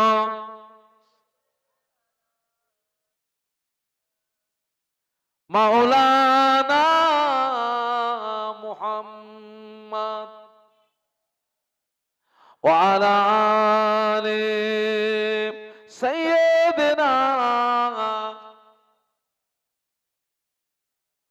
पैगंबरों का रोजा दिखा दे खुदाया दरे मुद्दत से मिला दे खुदाया शराबे मोहब्बत पिला दे खुदाया पैगंबरों का रोजा दिखा दे खुदाया अल्लाहुम्मा पढ़ो बाबा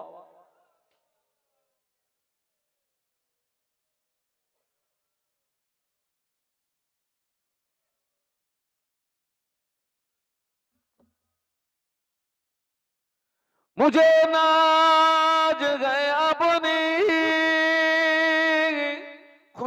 खुशकिस्मती पर मेरे हाथ में है दामने मुस्तफा की नगम है फुआर का न तूफा का परवा मैं डूबूंगा फिर भी किनारा करूंगा अल्लाहुम्मा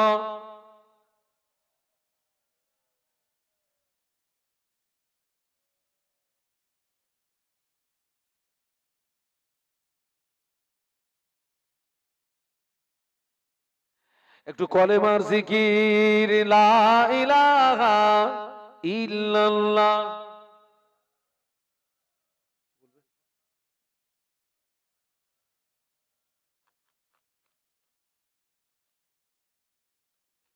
মুহাম্মাদুর রাসূলুল্লাহ বলো লা ইলাহা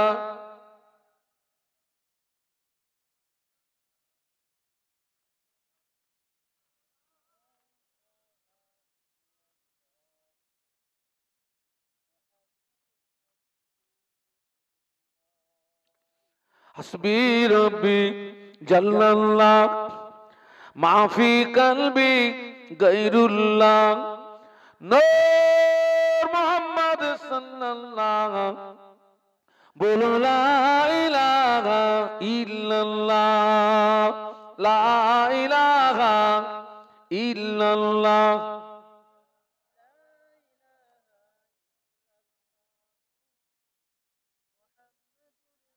मुहम्मदुर रसूलुल्लाह अल्लाहुम्मा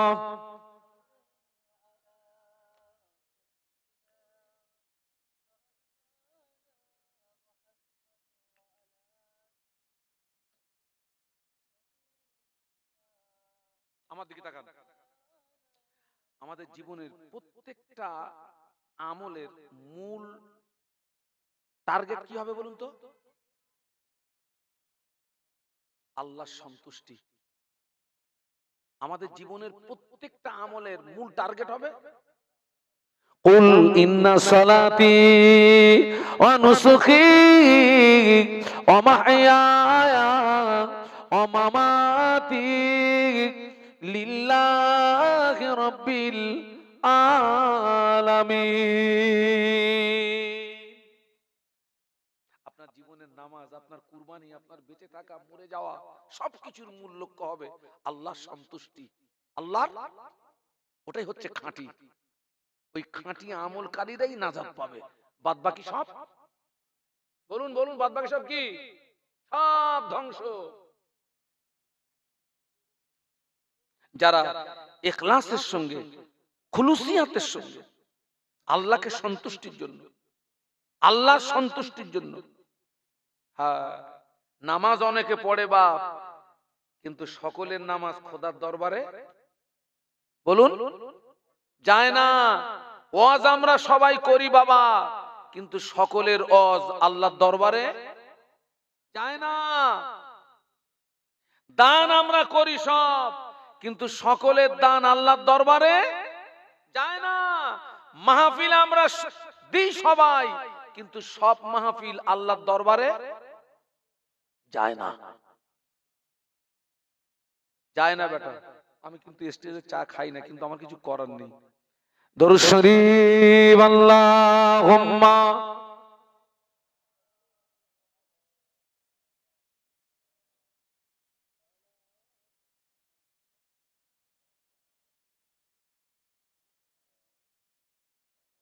আল্লাহ রে, আমি একটু আওয়াজ বাড়াতে পারলাম না। এতগুলো মানুষ যেন আমার মনে হচ্ছে হসপিটালের বেড, যেন মনে হচ্ছে রমজান মাস শেষ হয়েছে আজ।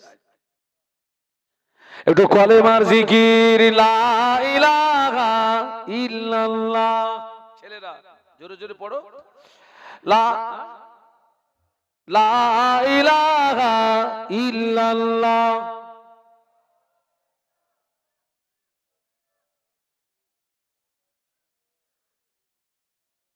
হ্যাঁ, আমি সেই জন্য আপনাদেরকে একটা সৎ পরামর্শ দেব,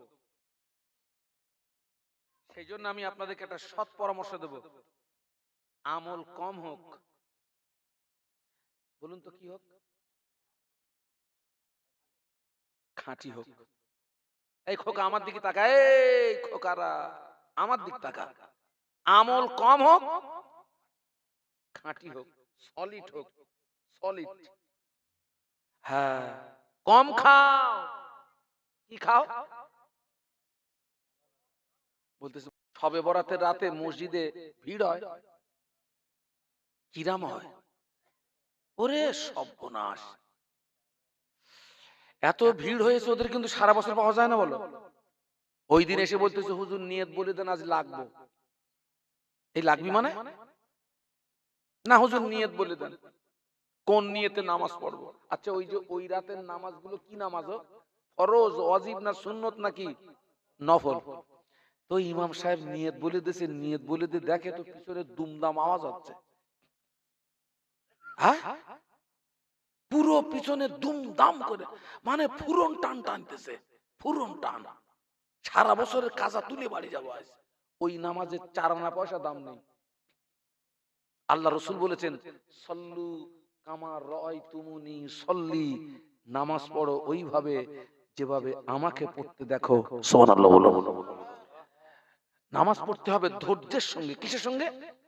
ধৈর্যের সঙ্গে। অত নফল পড়তে হবে না, ফুরন টান টেনো না। 2 রাকাত নামাজ পড়ো, নফল নামাজ ধৈর্যের সঙ্গে পড়ো, খুশু খুশুর সঙ্গে পড়ো। আল্লাহ চাইলে ওই 2 রাকাত নফল তোমার জন্য নাজাতের ওসিলা হয়ে যাবে। তবে ওই নফলের মূল্য আল্লাহর দরবারে আছে, যার ফরজ ইবাদত ঠিক আছে, ওয়াজিব ইবাদত ঠিক আছে, সুন্নত ইবাদত ঠিক আছে, তার নফল ইবাদতের দাম আছে। যার ফরজ ইবাদত ঠিক নেই, ওয়াজিব ইবাদত ঠিক নেই, সুন্নত ইবাদত ঠিক নেই, ওর নফল ইবাদতের তেমন মূল্য নেই, নেই। সেই জন্য আপনাদেরকে বলবো আমল কম হোক, সলিড হোক, খাঁটি হোক। খাঁটি আমলের কত দাম! বনি ইসমাইল গোত্রের 3 জন ব্যক্তি আল্লাহর জমিনে সফরে বেরিয়েছেন। বনি ইসমাইল গোত্রের 3 জন ব্যক্তি আল্লাহর জমিনে সফরে বেরিয়েছেন। প্রতিমধ্যে ঝড় বৃষ্টি তুফান শুরু হলো, ঝড় বৃষ্টি তুফান শুরু হলো। ওই 3 জন ব্যক্তি ঝড় বৃষ্টি তুফান থেকে বাঁচার জন্য একটি গুহার ভিতরে আশ্রয় নিল। কিন্তু দেখতে পাওয়া যায় বিশাল একটা পাথর গড়াতে গড়াতে গড়াতে গড়াতে গুহার মুখটা এসে আটকে গেল। 3 জন ব্যক্তির জীবন যাওয়া ছাড়া কোনো রাস্তা নাই। ছোট মুসিবত থেকে বাঁচতে গিয়ে এখন কঠিন মুসিবতে পড়ে গেছে। যে গুহার ভিতরে আশ্রয় নিয়েছে, বিশাল একটা পাথর এসে একদম গুহার মুখটা ভাতের হাঁড়িতে যেরকম সরা দিলে যেরকম হয়, ওরা যে ভিতর থেকে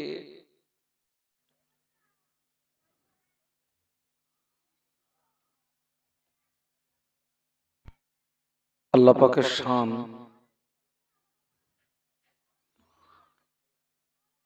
যে আপনারা অত্যন্ত ধৈর্যের পরিচয় দিয়ে মাহফিলের শুরু থেকে এতক্ষণ পর্যন্ত অনেক আলোচনা আপনারা শুনেছেন।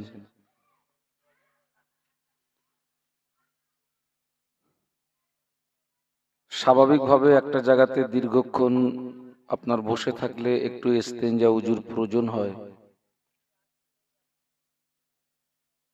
যারা উঠে গেছেন খুব দ্রুত আপনাদের কাজ সম্পূর্ণ করে আবার আপনারা মাহফিলে এসে জমে বসুন।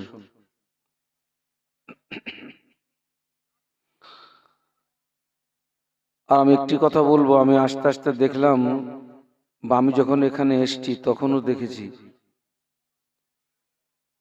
বিশেষত আমার জওয়ান যুবক ভাইদেরকে আমি দেখেছি তারা সব রাস্তায়। আমি আমার ওই সমস্ত ভাইদেরকে উদ্দেশ্য করে বলছি, তোমরা তোমাদের জীবনের মূল্যবান সময়কে অযথা নষ্ট না করে সবাই আল্লাহর হস্তে পাক মাহফিলে এসে বসো, আল্লাহ পাকের রহমত হবে।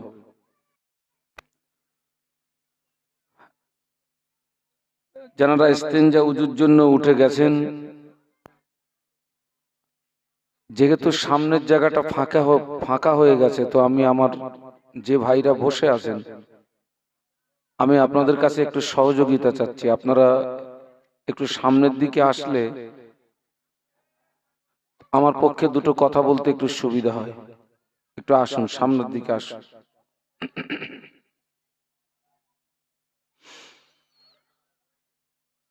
আলহামদুলিল্লাহ নাহমাদুহু ওয়া নাস্তাঈনুহু ওয়া নাস্তাগফিরুহু ওয়া নু'মিনু বিহি ওয়া নাতাওয়াক্কালু আলাইহি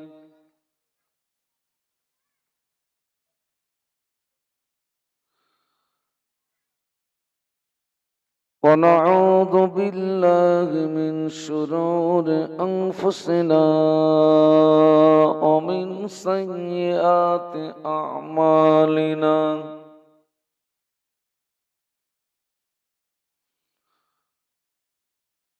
من يهده الله فلا مضل له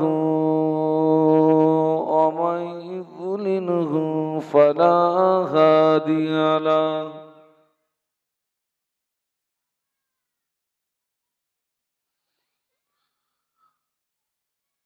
ونشهد أن لا إله إلا الله وحده لا شريك له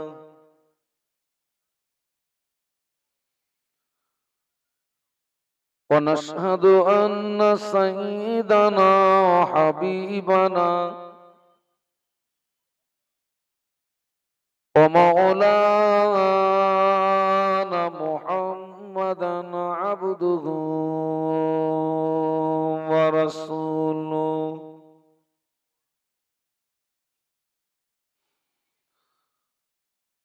وقال الله تعالى مخبرا وآمرا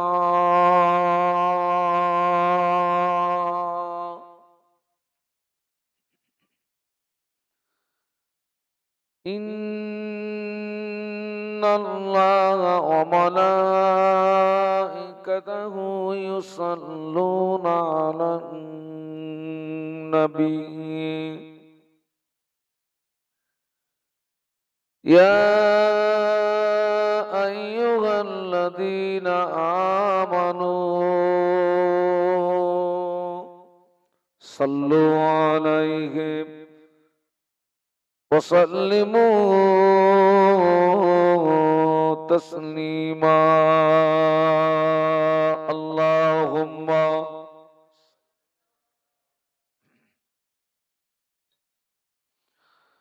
مولانا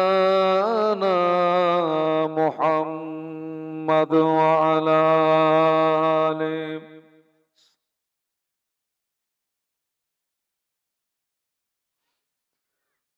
নৌকার মাঝি পার করে দে,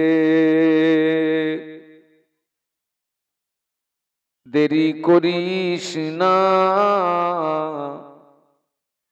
যাব আমি জিয়ারতে সোনার মদিনায়। আল্লাহুম্মা সাল্লি আলা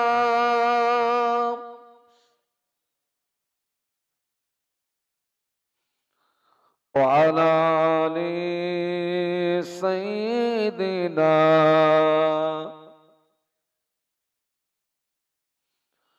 থাকতো যদি পাখির মতো আমার দুটি করে ডানা,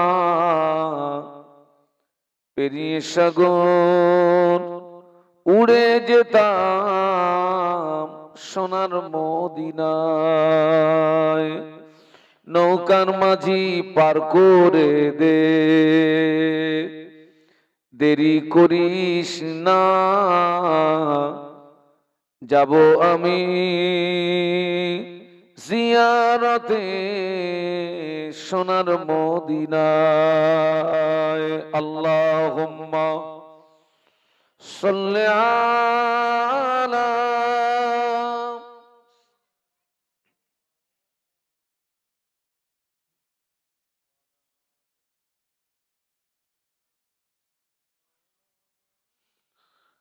तौहीद का डंका आलम में बजवा दिया कमली वाले ने,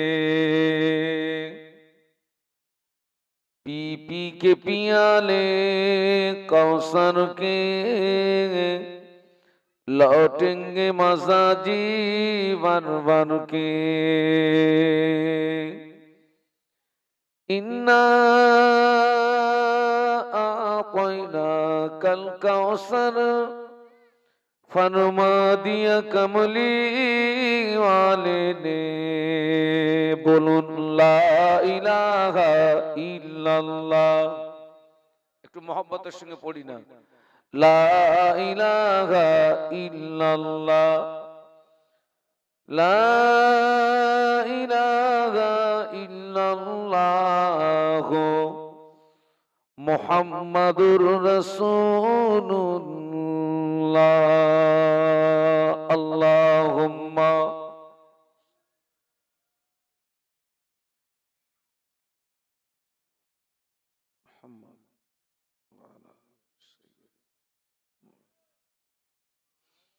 अल्लाहुम्मा आमीन। अल्हम्दुलिल्लाहि रब्बिल आलमीन वस्सलातु वस्सलामु अला रसूलिहिल करीम सय्यिदिना मुहम्मदिन व अला आलिहि व अस्हाबिहि अजमाइन। আল্লাহ আমরা সকলে গুনাহগার, গুনাহ আমাদের বেশুমার। দয়াময় দয়া করে সকলের জীবনের ছোট বড় সমূহ গুনাহ মাফ করে দিন। আপনি যদি আমাদের মাফ না করেন, আপনি যদি আমাদের ক্ষমা না করেন, নিশ্চয়ই আমরা ক্ষতিগ্রস্তদের দলভুক্ত হয়ে যাব। আল্লাহ পাক আপনি দয়াময় দয়া করে আমাদের সবাইকে বেগুনাহ মাসুম বানিয়ে দিন। আমাদের বাপ মা বিবি ছেলে মেয়ে মহব্বতের মানুষ উম্মতে মুসলিমা জীবিত মৃত সকলের জীবনের গুনাহ মাফ করে দিন। এই গ্রামে যত কবরবাসী, আশেপাশে যত কবরবাসী, আমরা যারা হাত তুলেছি, আমাদের বংশ পরম্পরায় যারা কবরবাসী, যদি কারো কবরে আযাবে কবর মাফ করে দিন। এ মাহফিলের ওসিলায় মুর্দাদের কবর গুলো জান্নাতের নূর দিয়ে গুলজার করে দিন। আজকে মাহফিল কবুল করুন। এ মাহফিলে যে আলোচনা রাখলে সামনের মানুষদের উপকারে আসে, এমন কিছু আলোচনা আমায় করবার মতো তৌফিক দিন। আমার বলা ভাইদের মায়েদের শোনা শোনা বলা অপেক্ষা উভয় কেন বেশি বেশি আমল করবার মতো তৌফিক দিন। সাল্লাল্লাহু তাআলা আলা নবিয়্যিন কারীম ওয়া আলা আলিহি ওয়া আসহাবিহি আজমাইন ওয়াজাল আখির কালামিনা ইনদাল মাউত বাহাক লা ইলাহা ইল্লাল্লাহু মুহাম্মাদুর রাসূলুল্লাহ।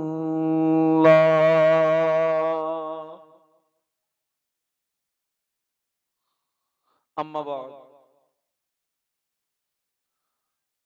ফাকাদ ক্বালা আল্লাহু তাআলা ফি কালামিহিল মাজিদ ওয়াল ফুরকানিল হামিদ।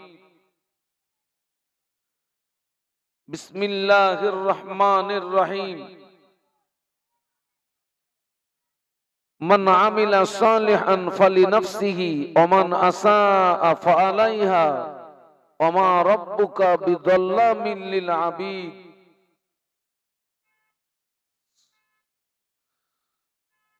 সম্মানীয় আপনাদের মসজিদের যোগ্য ইমাম সাহেব এবং সম্মানীয় আজকের মাহফিলের নির্বাচিত সুযোগ্য সভাপতি সাহেব, সম্মানীয় উলামা হযরত, সম্মুখে উপবিষ্ট ভদ্র মহোদয়গণ,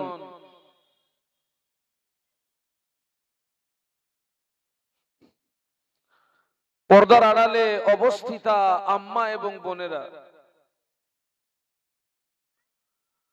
আল্লাহ পাকের দরবারে অসংখ্য শুকরিয়া। আজকের আমরা সকলে সৌভাগ্যবান, আমাদের খুশ নসিব যে মহান আল্লাহ আমাদেরকে দয়া করে, ঠান্ডাকে উপেক্ষা করে দ্বীন ও শরীয়তের কিছু জ্ঞান অন্বেষণের উদ্দেশ্যে একটি পুত পবিত্র মাহফিলে উপস্থিত হওয়ার তৌফিক দান করেছেন। সকলে কৃতজ্ঞতা প্রকাশে মোহাব্বতের সঙ্গে বলি আলহামদুলিল্লাহ। আর একটু আওয়াজ বাড়ানো যায় বাবা? সম্মিলিতভাবে বলি আলহামদুলিল্লাহ। বিশ্বনবীর মাজার মুকাদ্দাসে জানাই অসংখ্য দরুদ এবং সালাম।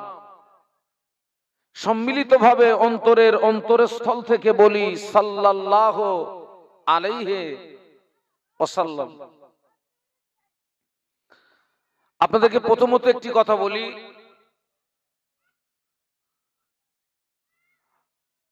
আজকের এই মাহফিলে আপনারা যে সমস্ত বক্তাদেরকে দাওয়াত করেছেন, এক একজন বক্তা হলেন এক একটা ফুল, আর এক এক ফুলের সৌরভ এক এক রকম। সব ফুলের গন্ধ কিন্তু এক নয়। একটি ফুল আছে যে ফুলটির নাম হচ্ছে গোলাপ ফুল। দ্বিতীয়টি আপনার দ্বিতীয় আরেকটি ফুল আছে, যে ফুলটির নাম হচ্ছে বেল ফুল। আরেকটি ফুল আছে, সে ফুলের নাম হচ্ছে রজনীগন্ধা। আমি যে তিনটি ফুলের নাম বললাম, এই তিনটি ফুল শিক্ষিত, অশিক্ষিত, ধনী, গরিব সকলের কাছে প্রিয়। আমার আগে যিনি আলোচনা রাখছিলেন উনি হলেন রজনীগন্ধা। তার আগে যিনি আলোচনা রাখছিলেন তিনি হলেন গোলাপ ফুল। আমার পরে যিনি আসবেন তিনি হলেন বেল ফুল। আমি কিন্তু বাবা পাকড়া ফুল, যার দ্বিতীয় নাম হচ্ছে শিমুল ফুল। আপনারা পাকড়া ফুল চেনেন তো নাকি? আচ্ছা, আপনারা কি ইতিকাফের নিয়ত করেছেন না কি বলেন দিন, যে যা হবে ইশারা ইঙ্গিত দিতে হবে? এই ফুলটি দেখতে ভালো, কিন্তু এর নিজস্ব কোনো গন্ধ নেই। আমি সকলের কাছে দোয়া প্রার্থী, অধমের জন্য একটু দোয়া। মহান আল্লাহ তার সন্তুষ্টির উদ্দেশ্যে, দ্বীনের স্বার্থে আমাকে দুটি কথা বলার তৌফিক দিন। একটু অন্তর থেকে বলুন আল্লাহুম্মা আমিন, আর একটু মহব্বতে বলুন আল্লাহুম্মা আমিন। আমি আপনাদেরকে কিছু কিছু কথা জিজ্ঞাসা করব, আপনারা আমার সঙ্গে কথা বলবেন, ভালো লাগবে। দেখুন, ওয়াজ এবং নসিহত নতুন কোনো বিষয় নয়। ওয়াজ এবং নসিহত শুধু আমি আপনাদেরকে একটু স্মরণ করিয়ে দেব, সব আপনাদের জানা কথা, আপনাদেরকে আমি একটু স্মরণ করিয়ে দেব। দেখুন, আমি মাযহাবগত দিক দিয়ে আমি হচ্ছি হানাফি মযহাবের মানুষ। আপনারাও আমার সঙ্গী। আর আমরা সিলসিলাগত দিক দিয়ে ফুরফুরা শরীফের মুজাদ্দিদুজ জামান, আমিরুশ শরিয়ত, কুতুবুল আলম দাদা হুজুর পীর কেবলা রহমাতুল্লাহ আলাইহির সিলসিলার একজন নগণ্য খাদেম। আপনারা যারা বসে আছেন সবাই আমার মুজাদ্দিদুজ জামানের সব ভালোবাসার মানুষ, মহব্বতের মানুষ।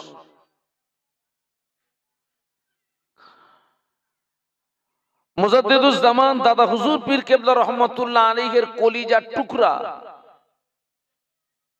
কাইয়ুমুজ জামান বড় হুজুর পীর কেবলা রহমাতুল্লাহ আলাইহি, যে বড় হুজুর পীর কেবলা রহমাতুল্লাহ আলাইহি আমার মুজাদ্দিদে জামান আপনার হজ পাকে গেলেন 1330 সালে।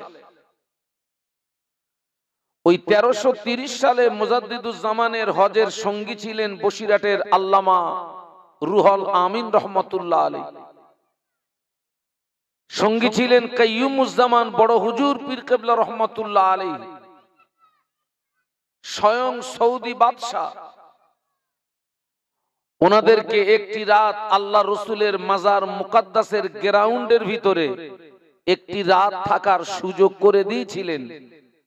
একটু আস্তে করে সুবহানাল্লাহ বলা যাবে? একটু মহব্বতে বলা যাবে? তো কাইয়ুমুজ জামান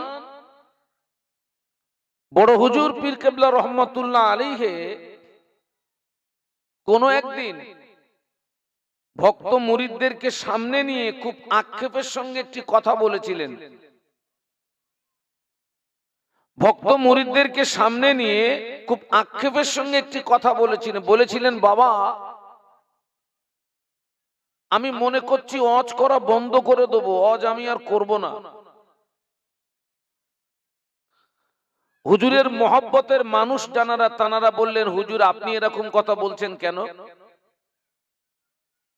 আপনার মতো ব্যক্তি যদি ওয়াজের ময়দান থেকে দূরে সরে আসেন তো মানুষ তো আরো গোমরাহির মধ্যে পড়ে যাবে, মানুষ তো আরো পথভ্রষ্ট হয়ে যাবে।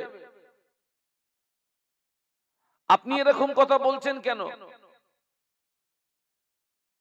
কাইয়ুমুজ্জামান বড় হুজুর পীর কেবলা রহমাতুল্লাহ আলাইহিকে বলেছিলেন, বাবা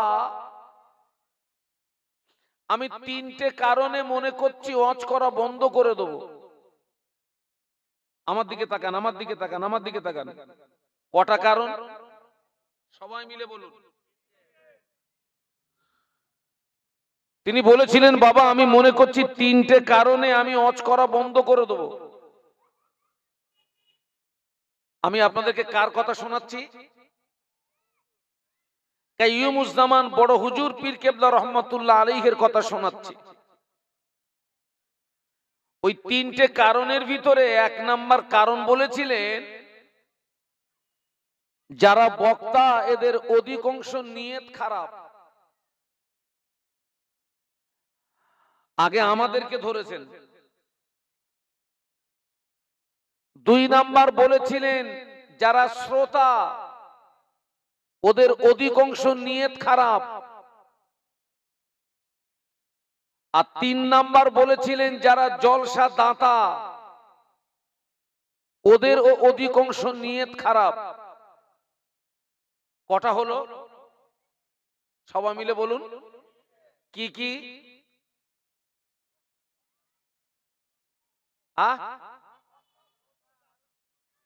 বক্তা, শ্রোতা।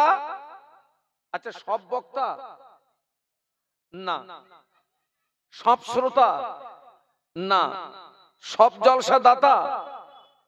উনি একটা শব্দ ব্যবহার করেছিলেন, অধিকাংশ। যখন অধিকাংশ শব্দ ব্যবহার করেছেন মানে ভালো আছে না নেই? আছে। উনি বলেছিলেন অধিকাংশ বক্তার নিয়ত খারাপ, অধিকাংশ শ্রোতাদের নিয়ত খারাপ, আর অধিকাংশ জলসা দাতাদের নিয়ত খারাপ। বাবা এই বক্তা, শ্রোতা আর কমিটি তিন শ্রেণীর মানুষের নিয়ত যখন এক হবে, এক মানে তিন শ্রেণীর মানুষের নিয়ত যখন আল্লাহর সন্তুষ্টির উদ্দেশ্য হবে, ওই মাহফিলে আল্লাহর পক্ষ থেকে রহমত এবং বরকত নাজিল হবে। একটু বলুন সুবহানাল্লাহ। আর যদি নিয়ত বিগড়িয়ে যায়, ওই মাহফিলে আল্লাহর পক্ষ থেকে রহমত আসবে না, ওই ওয়াজ নসিহত মানুষের হৃদয়ে রেখাপাত করবে না। বাবা খুব ভালো করে লক্ষ্য করে দেখুন, কাইয়ুমুজ্জামান বড় হুজুর পীর কেবলা রহমাতুল্লাহ আলাইহির কথা বর্তমান যুগ সন্ধিক্ষণে কাঁটায় কাঁটায় মিলে যাচ্ছে। আমি অন ক্যামেরা কথা বলছি। আমি এমনও মাহফিল করেছি, হারকেন জানালো মাহফিল, হারকেন হারকেন। এরকম বক্তাদের বসার জায়গার পাশে বাঁশ গাছের ঝাড়, আর ওই বাঁশ গাছের কুঞ্চির গায়ে হারকেন টাঙানো। ওই হারকেন জানানো মাহফিলের একটা গুরুত্ব আলাদা ছিল না? ছিল না? বলুন, কথা বলুন। আর আগে বাড়িতে মাহফিল হলে, ধনী লোকের বাড়ি মাহফিল হলে কি লাইট? হ্যাঁচাক লাইট। হারকেন জানানো মাহফিল আর হ্যাঁচাক লাইটের মাহফিলের গুরুত্ব আলাদা ছিল। আর এখন মাহফিল দিলে 13 কিলোমিটার মাইক, 12 কিলোমিটার লাইট, কিন্তু সেই ফল পাওয়া যাচ্ছে? ঠাস ঠাস করে কথা বলুন। ফল পাওয়া যাচ্ছে? এত মাহফিল হচ্ছে, এত মাহফিল, কাজটা কতটা হচ্ছে বলুন তো? আমাদের ভিতরে পরিবর্তন কতটা? এই যে কাইয়ুমুজ্জামান বললেন অধিকাংশ বক্তার নিয়ত খারাপ। এখান থেকে কদিন আগে একটা জায়গাতে মাহফিল গেলাম, বলছে হুজুর ওরা আমাকে দাওয়াত করেছে। এখন আমার একটা স্বভাব হচ্ছে, আমি অ্যাডভান্স নিই না। কি নেই না বাবা? আর এখন যারা দাওয়াত করছে তাদের মনে কিছু কিছু জলসা কমিটির মনে এরকম একটা ভয় আছে যে হুজুর যদি অ্যাডভান্স না নেন, মনে হয় আমাদের দাওয়াত উনি গ্রহণ করলেন না, আসবে না। এখন তারা খুব খুব একটা ভয়ের ভিতরে ছিল যে আমি যাব কিনা। বারবার ফোন করে, বারবার ফোন করে। আমি বলবো, বাবা আমাকে এত ফোন করতে হবে না, এত ফোন করলে আমি কিন্তু রেগে যাব, এত ফোন করলে আমি কিন্তু রেগে যাব। আমি তাদেরকে বললাম, আল্লাহর উপরে ভরসা রাখুন, আল্লাহর উপরে ভরসা রাখুন। আল্লাহ আমাকে হায়াতে রাখলে, সুস্থ থাকলে আমি ঠিক সময়ে পৌঁছে যাব ইনশাআল্লাহ। তো সেখানে গেলাম, ওয়াজ নসিহত করার পরে আমি তাদেরকে জিজ্ঞাসা করলাম, ভাই আপনারা এই যে আমার প্রতি বিশ্বাস হারিয়ে ফেললেন কেন? তো বলছে, হুজুর গত বছরে একটা হুজুরকে দাওয়াত করেছিলাম। আমি যে জায়গার কথা বলছি হাসনামাদ নদীর ওই পারে। তো বলছে সেই হুজুরটা ব্রিজের উপরে দাঁড়িয়ে বলছে টোটাল টাকা মারবি, তারপর এখান থেকে গাড়ি তোদের মাহফিল পর্যন্ত যাবে। তো বলছে হুজুর আমরা টাকা মারতে তারপর উনি এসছেন, ওই জন্য ভয় করছিলাম আপনি আসবেন কিনা, যেহেতু আপনি তো কোনো টাকা নেননি। এই যে বক্তাদের নিয়ত খারাপ হয়ে গেছে। তবে সব বক্তা না, সব বক্তা না। আর শ্রোতাদের নিয়ত খারাপ কি? একদল শ্রোতা আছে তাদের টার্গেট থাকে অমুক জায়গাতে 4টে হুজুর আসছে, অমুক হুজুরের রস শুনবো, পালাবো। ঠিক না বে ঠিক? বলুন বলুন। আছে এই যে শ্রোতাদের নিয়ত খারাপ হয়ে গেছে। জলসা দাতাদের নিয়ত খারাপ কোথায়?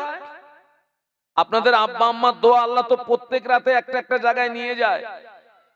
এই কিছুদিন আগে একটা মাহফিলে গেলাম, মাহফিলে গেলাম, আপনার কমিটির ছেলেদের ভিতরে দুটো দল হয়ে গেছে। কমিটির ছেলেদের ভিতরে এক দল বলছে আমরা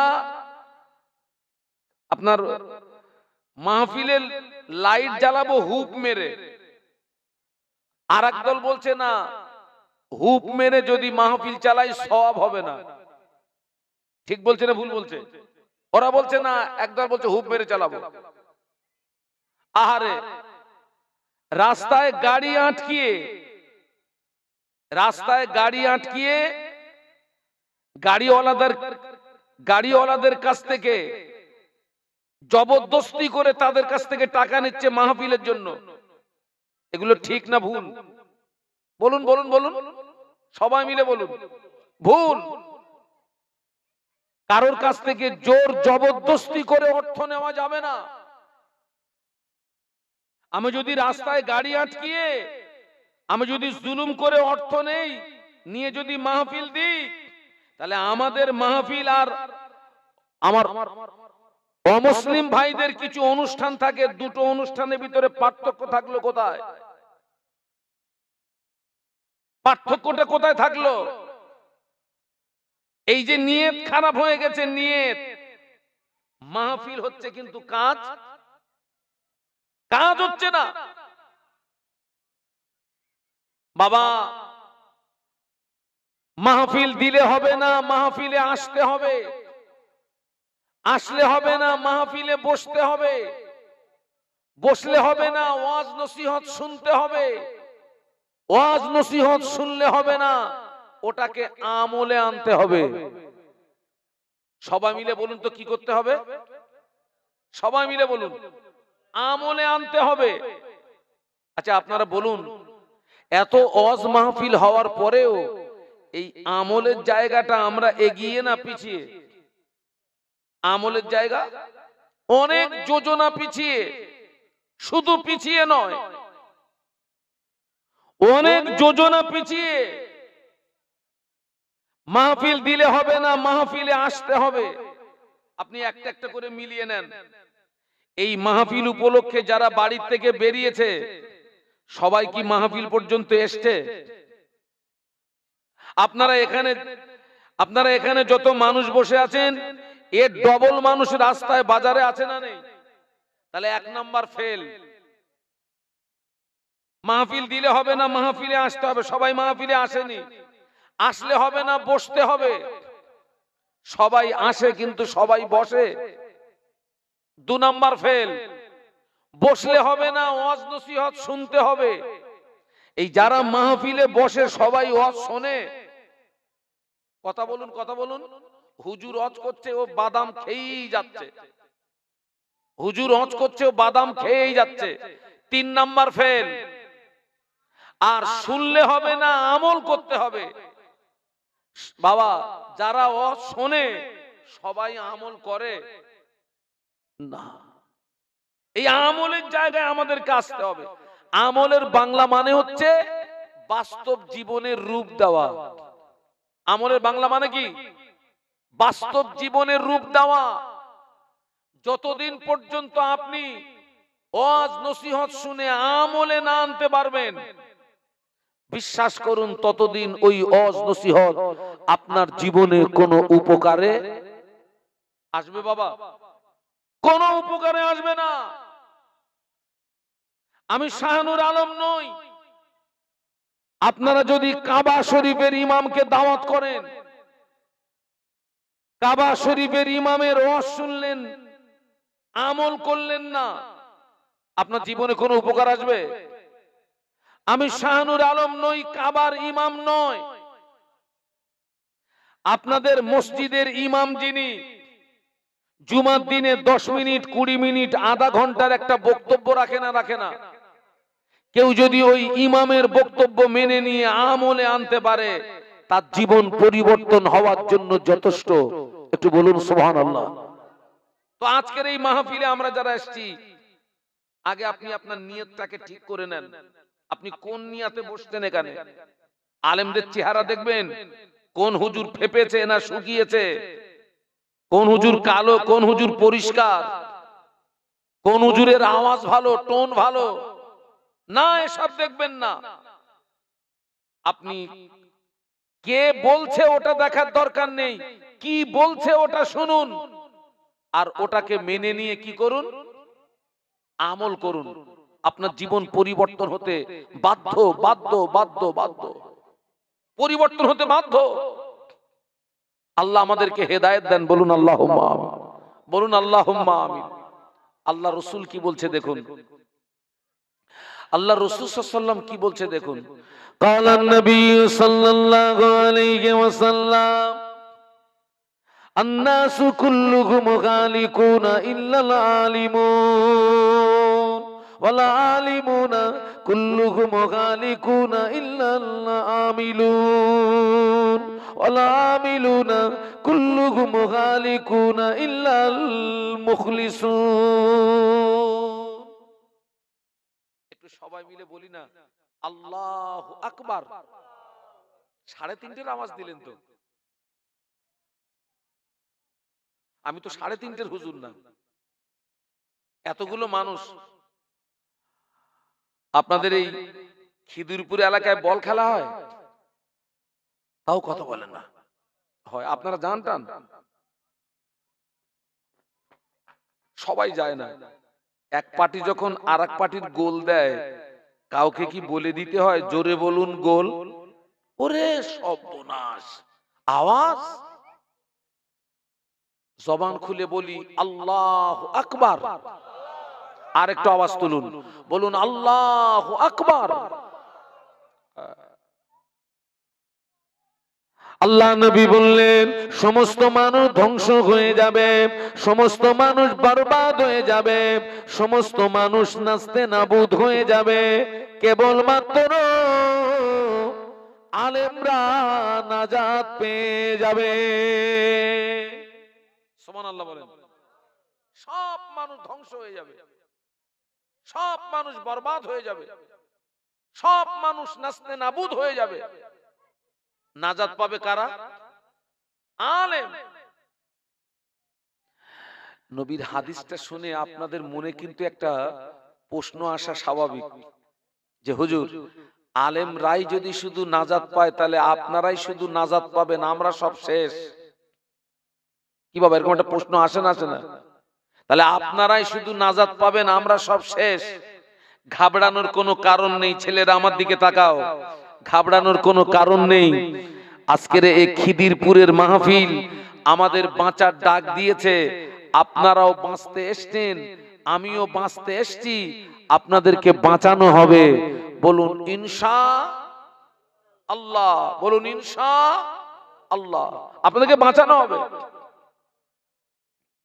আপনাদেরকে বাঁচানো হবে। এই মাহফিল আমাদেরকে বাঁচার ডাক দিয়েছে, আপনিও বাঁচতে এসছেন, আমিও বাঁচতে এসছি, আপনাদেরকে বাঁচানো হবে। দেখেন, আরবের একজন টপ র্যাঙ্কের কবি, যার নাম হযরত হাসান বিন সাবিত রাদিয়াল্লাহু আনহু, যিনি একজন টপ র্যাঙ্কের কবি ছিলেন, সারা বিশ্বে যিনি কবি হিসাবে খ্যাতি সম্পন্ন লাভ করেছিলেন, খ্যাতি লাভ করেছিলেন। তো হাসান বিন সাবিত রাদিয়াল্লাহু আনহু জীবনের শুরুতে ইসলামের বিরুদ্ধে, নবীর বিরুদ্ধে প্রচুর কবিতা লিখেছিলেন।